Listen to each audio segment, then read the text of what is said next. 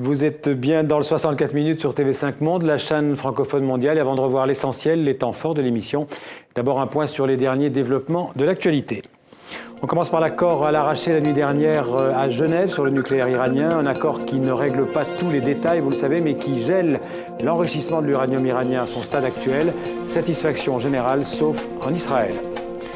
En Ukraine, une imposante manifestation en faveur d'un rapprochement de l'Ukraine avec l'Union européenne, et cela au lendemain de la rupture des négociations par le gouvernement Yanukovych.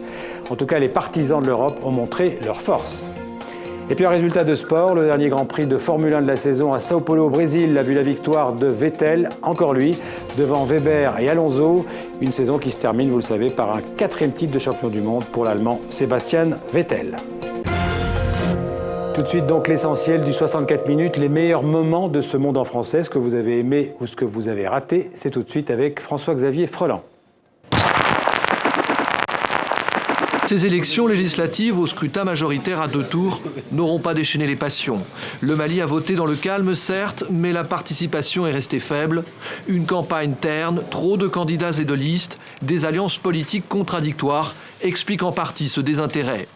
Avec l'initiative 1-12 proposée par les jeunes socialistes, la Suisse aurait pu être le premier pays à mettre fin à des pratiques salariales jugées souvent comme indécentes. On s'attendait à ce que le peuple refuse cette initiative populaire des jeunesses socialistes. Il faut dire qu'en Suisse, généralement, les initiatives populaires qui demandent plus de justice sociale, qui viennent de la gauche, eh bien, généralement, elles ne passent pas. C'est une excellente initiative que de remettre à plat l'ensemble de notre système fiscal, de le faire à prélèvement constant. Il y a une stratégie de réforme de longue haleine dans ce quinquennat qui est de faire une France plus forte, une France plus compétitive.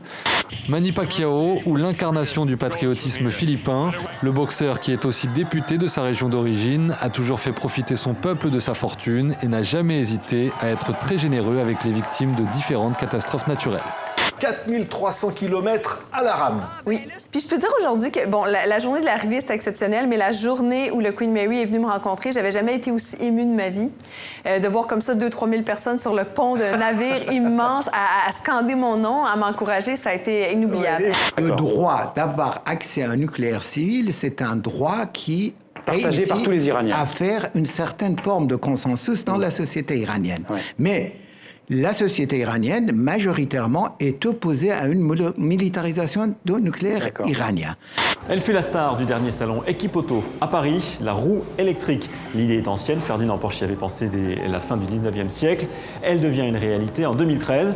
Près de 3000 femmes soignées depuis le début de l'année. La moitié pour violences sexuelles. Au bloc opératoire, le travail ne manque pas. On a vu qu'il y avait un sursaut de la communauté internationale par rapport aux violences qui se commettent à l'est de la République démocratique du Congo, bientôt 20 ans.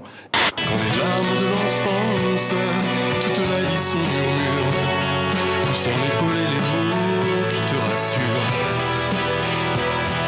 Oui, les armes de l'enfance te font le cuir et l'armure, et assèchent les rivières que tu pleurais hier.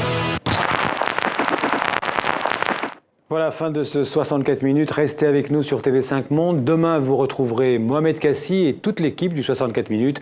À bientôt. Merci.